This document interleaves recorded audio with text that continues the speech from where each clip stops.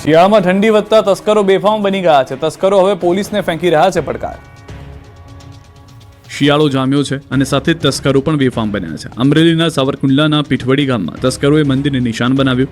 ગામમાં આવેલા પીઠળ માતાજીના મંદિરમાં તસ્કરોએ જાળીનું તાળું ખોલી હાથફેરો કર્યો. ફરિયાદ મુજબ તસ્કરોએ માતાજીના ચાંદીના છત્તર, સોનાના નાના છત્તર સહિત સામાનની ચોરી કરી. મંદિરમાં લાગેલા સીસીટીવીમાં એક તસ્કર કેદ પણ થયો. આ તરફ અમદાવાદના હટકેશ્વરમાં તસ્કરોએ સોના ચાંદીની દુકાનમાં હાથફેરો કર્યો. તસ્કરોએ સોના ચાંદીની દુકાનની દિવાલમાં બાકોરું પાડ્યું, જે બાદ અંદર ઘૂસીને રાત્રિના અંધારામાં ચોરીની ઘટનાને અંજામ આપ્યો. વહેલી સવારે જ્યારે દુકાન માલિક જ્વેલર્સ દુકાન ખોલી ત્યારે તેને ચોરી થયાની જાણ થઈ. આ મામલે અમરાઈવાડી પોલીસે ફરિયાદ નોંધી તપાસ શરૂ કરી છે. દબાણની કામગીરીમાં એક લારી ધારકે કર્યો તાઇફોઇડ. ડ્રામા વધતા બોલાવી પડી પોલીસ. સંસ્કારી નગરી વડોદરાના ઐતિહાસિક સુરસાગર તળાવ પાસે દબાણ શાખાની કામગીરી દરમિયાન ભારે ઉત્તેજનાભર્યા દ્રશ્યો જોવા મળ્યા. વડોદરા મ્યુનિસિપલ કોર્પોરેશનની દબાણ શાખા દ્વારા રસ્તા ઉપર ઊભી રહેતી ખાણીપીણીની લારીઓ હટાવવાની ઝુંબેશ હાથ ધરવામાં આવી, જેનાથી રોષે ભરાયેલા એક લારી ચાલકે અંતિમ પગલું ભરવાની કોશિશ કરી. સુરસાગર તળાવની પાળ પાસે મોટી સંખ્યામાં લારી ઊભી રહી છે, જેના કારણે ટ્રાફિકની સમસ્યા સર્જાય છે. આ દબાણ દૂર કરવા જતાં એક લારી ધારકે સુરસાગર તળાવમાં કૂદી આપઘાતનો પ્રયાસ કર્યો, જોકે હાજર સિક્યુરિટી ગાર્ડે તેને પકડી લીધો. આ ઘટના બાદ આસપાસના લોકો પણ ઉમટી પડ્યા. લારી ધારકનું કહેવું છે કે પોતાના બનેવીના કહેવાથી તેણે આ પગલું ભર્યાનો નિર્ણય કર્યો, જોકે સિક્યુરિટી ગાર્ડે લારી ધારકને પકડી પોલીસને હવાલે કર્યો.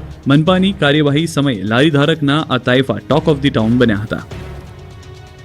અમિતાભ બચ્ચનની એક ઝલક અને ફોટા પડાવવા ચાહકોની પડાપડી. વાત છે સુરતની. સુરતમાં આજથી સેલિબ્રિટી પ્રીમિયર ક્રિકેટ લીગની શરૂઆત થઈ રહી છે. લાલભાઈ કોન્ટ્રાક્ટર સ્ટેડિયમમાં ઇન્ડિયન સ્ટ્રીટ પ્રીમિયર લીગ 2026ની 44 મેચ રમાશે. દરેક ટીમના માલિક તરીકે ફિલ્મી સ્ટાર સુરત પહોંચી રહ્યા છે, જેમાં બોલિવૂડના નાયક અમિતાભ બચ્ચન, ક્રિકેટના ભગવાન કહેવાતા સચિન તેંડુલકર સુરત પહોંચ્યા.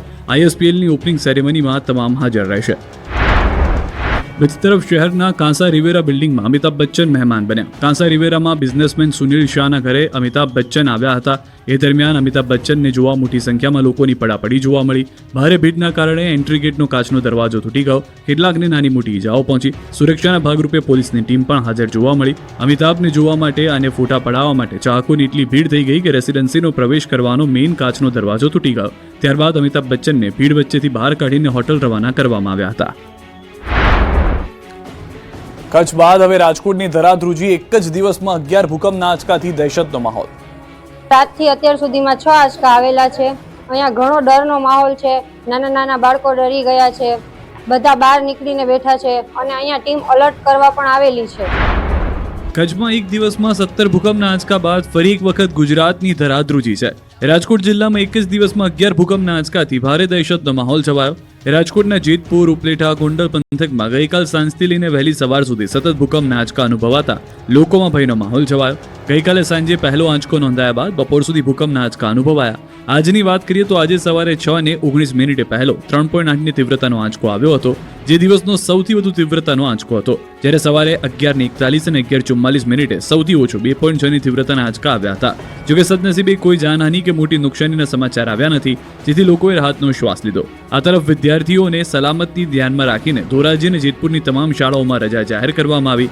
સ્થાનિક કક્ષાએ મામલતદાર તથા શાળાના આચાર્યને પરિસ્થિતિનું મૂલ્યાંકન કરીને જ્યાં જરૂરી જણાય ત્યાં વિદ્યાર્થીઓને રજા આપવાની સૂચના આપવામાં આવી.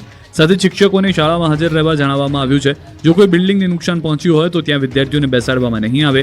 ઉપરાંત નાગરિકોને અફવાઓ પર ધ્યાન ન આપવા અને આપત્તિ સમયે સાવચેતી રાખવા અપીલ કરવામાં આવી છે. રાજકોટ ઉપરાંત ગીર સોમનાથના તાલાલામાં પણ ભૂકંપનો આંચકો અનુભવાયો. સવારે 9:08 1.7ની તીવ્રતાનો આંચકો અનુભવાયો, જેનું કેન્દ્રબિંદુ તાલાલાથી 15 કિલોમીટર દૂર નોંધાયું. ભૂકંપના આંચકા અંગે રિજિયનલ સાયન્સ સેન્ટરના પ્રોજેક્ટ ડાયરેક્ટરના મતે પૃથ્વીની સપાટી નીચે આવેલી પ્લેટોની હલચલ આ પ્રકારના આંચકાઓ માટે જવાબદાર હોય છે. જ્યારે એક પ્લેટ બીજી પ્લેટ સાથે અથડાય અથવા તેમની વચ્ચે આંતરક્રિયા થાય ત્યારે ભૂકંપ સ્વરૂપે અનુભવાય છે. કોંગ્રેસના સાંસદની એક અપીલને ભાજપના આગેવાન ઝીલી લીધી. વાત નવાઈ પમાડે તેવી છે. દારૂ સામે હવે સ્થાનિકો સાથે ભાજપના નેતાઓ મેદાને ઉતર્યા છે, જેમાં સાંસદ ભરતસિંહ ડાભી, MLA લવિંગજી ઠાકોર, જિલ્લા પંચાયત પ્રમુખ હિતલબેન ઠાકોર સહિત આગેવાનો SP કચેરીએ પહોંચ્યા અને જનતા રેડમાં બુટલેગરોની દાદાગીરી અંગે SPની રજૂઆત કરી. હાલમાં ઠાકોર સમાજના નવા બંધારણ મુજબ દારૂના અડ્ડા પર જનતા રેડ પડાઈ રહી છે. આ રેડમાં દેશી દારૂની ભટ્ટી પર યુરિયા ખાતરના ઉપયોગનો વિડીયો પણ થયો છે વાયરલ. ભાજપના આગેવાનોએ પોલીસને હપ્તા પહોંચતા હોવાના આક્ષેપ કરી કલેક્ટરને મૌખિક રજૂઆત પણ કરી હતી. જ્યારે દ્વારકાના રાણપર ગામે ચાલતી દેશી દારૂની ભટ્ટી ઝડપાઈ. ભાણવડના બરડા ડુંગરમાં ચાલતી હતી દેશી દારૂની ભટ્ટી.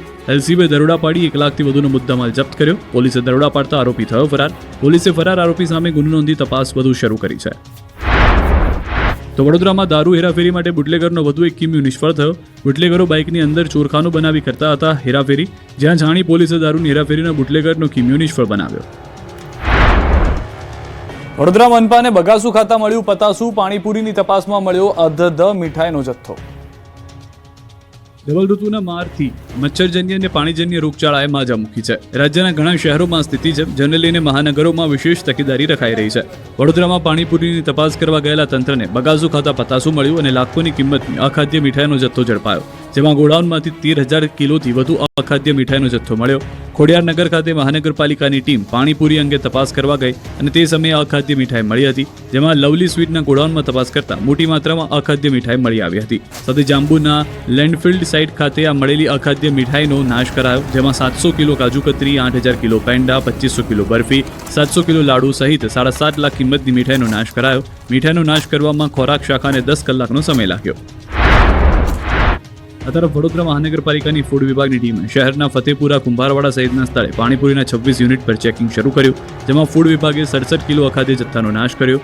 ફૂડ વિભાગે અખાદ્ય બટાકા, બાફેલા ચણા, વટાણા, પાણીપુરીનું પાણી સહિતની વસ્તુઓનો નાશ કર્યો. મનપાની ટીમે ગઈકાલે પણ પાણીપુરીના વિક્રેતાઓના ઘરે લારી પર ચેકિંગ હાથ ધરાયું હતું.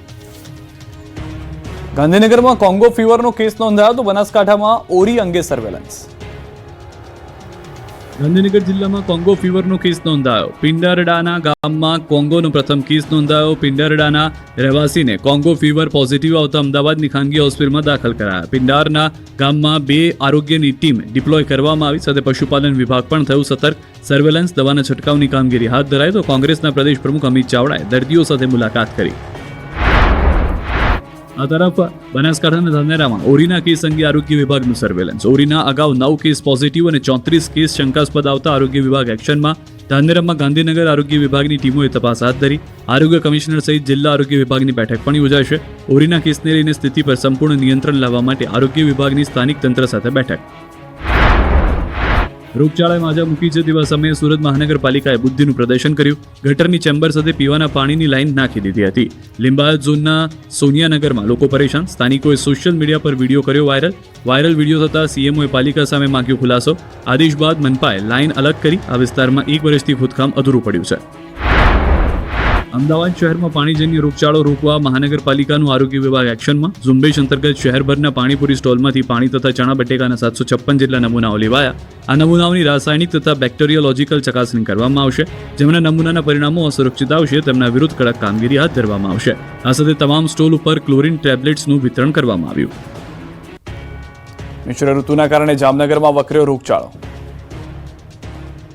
સૌરાષ્ટ્રના સૌથી મોટી અને રાજ્યની બીજા ક્રમની જામનગરની આવેલી ગુરુ ગોવિંદસિંહ હોસ્પિટલમાં ઋતુના ફેરફારને કારણે દર્દીઓની સંખ્યામાં નોંધપાત્ર વધારો જોવા મળી રહ્યો છે. માવઠા બાદ હવે ધીમે ધીમે મકર સંક્રાંતિ પહેલા ઠંડી વધી રહી છે. તેવા સમયે બીમારી વકરી છે. તાવ, શરદી તેમજ વાયરલ ઇન્ફેક્શનના કેસોના દર્દીઓમાં વધારો થયો છે. જામનગરમાં આવેલી સરકારી જીજી હોસ્પિટલની ઓપીડીમાં રોજિંદા સરેરાશ 200 થી 300 જેટલા વધારાના દર્દીઓ આવી રહ્યા છે. ઓપીડીમાં દર્દીઓની કતારો જોવા મળી રહી છે. રાજ્યમાં 2 સ્થળોએ સગીરા સાથે સામૂહિક દુષ્કર્મનો બનાવ. રાજ્યના 2 શહેરોમાં સગીરા સાથે સામૂહિક દુષ્કર્મનો બનાવ બન્યો. વડોદરા નવસારીના બનાવથી રાજ્યભરમાં ચર્ચા છે. વડોદરામાં સગીરા પર સામૂહિક દુષ્કર્મની ઘટના બની. નરાધામોએ 4 કલાક સુધી સગીરાને ગોંધી રાખી બળાત્કાર ગુજાર્યો. ફરિયાદ છે કે 2 નરાધામોએ સગીરાને મકાનમાં લઈ ગયા, જ્યાં દુષ્કર્મ આચર્યું. હર્ષિત મેકવાન અને હેપ્પી નામના 2 નરાધામો સામે ફતેગંજ પોલીસમાં ફરિયાદ નોંધાઈ, જેમાં પોલીસે હર્ષિતને દબોચી લીધો, જ્યારે હેપ્પી હજુ પકડથી દૂર છે.